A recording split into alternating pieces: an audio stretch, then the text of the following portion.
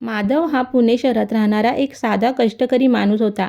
त्याने दिवसरात्र मेहनत करून प्रसंगी आपली वडिलोपार्जित जमीन विकून आपली पत्नी अंजलीला UPSC MPSCची तयारी करण्यासाठी पाठबळ दिले. अंजली पुण्यातून अभ्यास करून शेवटी SDM झाली. मात्र अधिकार मिळताच तिचा स्वभाव बदलला. तिने एका मोठ्या पार्टीत माधवची ओळख पती म्हणून करून देण्याऐवजी तो आपल्या गावाकडचा एक अडाणी नोकर असल्याचे सर्वांसमोर सांगितले. त्यानंतर तर तिने हद्दच केली. अंजलीने माधवशी असलेले सर्व संबंध तोडण्याचे ठरवले. कोर्टात तिने स्पष्टपणे सांगितले की ती एक उच्च अधिकारी आहे आणि माधव फक्त 10वी पास आहे. त्यामुळे त्यांच्यात कोणतेही वैचारिक साम्य नाही.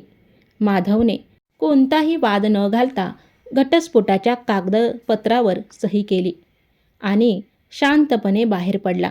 त्याने अपमानाचा बदला घेण्याऐवजी माधवने स्वतःचे नशीब स्वतः लिहिण्याचे ठरवले. त्याने आपल्या अनुभवाचा वापर करून शेतकऱ्यांसाठी रूट्स इंडिया नावाची एक मोठी ॲग्रो लॉजिस्टिक कंपनी उभी केली. काही वर्षातच तो पुण्याच्या एका मोठ्या उद्योगपती झाला. पण त्याने प्रसिद्धीपासून दूर राहून साधे जीवन जगणे पसंत केले. 7 वर्षानंतर अंजलीची बदली त्याच जिल्ह्यात झाली जिथे माधवचे साम्राज्य होते.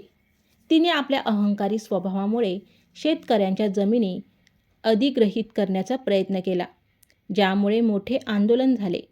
हे आंदोलन शांत करण्याची ताकद फक्त माधवच्या कंपनीकडे होती. शेवटी प्रशासकीय पेच सोडवण्यासाठी अंजलीला त्याच अडाणी पतीसमोर मदतीची याचना करावी लागली. मित्रांनो, शेवटी अंजली एका राजकीय षडयंत्रात अडकली आणि तिच्यावर भ्रष्टाचारासारखे खोटे आरोप झाले. तिच्या सर्व सुशिक्षित मित्रांनी तिची साथ सोडली. पण माधवने कोट्यवधी रुपये खर्च करून तिला त्या संकटातून बाहेर काढले.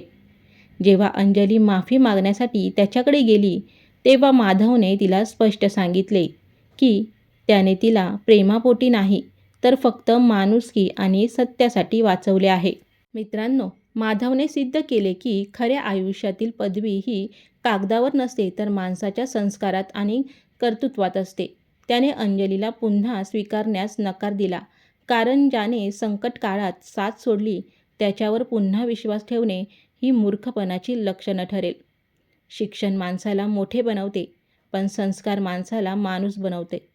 नाती ही डिग्र्यांवर नाही, तर विश्वासावर आणि त्यागावर टिकतात.